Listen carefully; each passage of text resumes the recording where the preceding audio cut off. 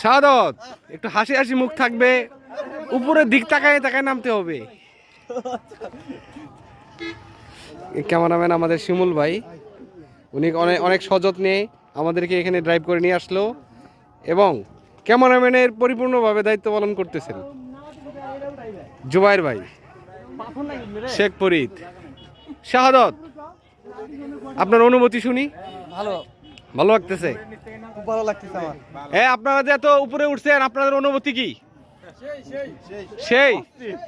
সেই অনুভূতি।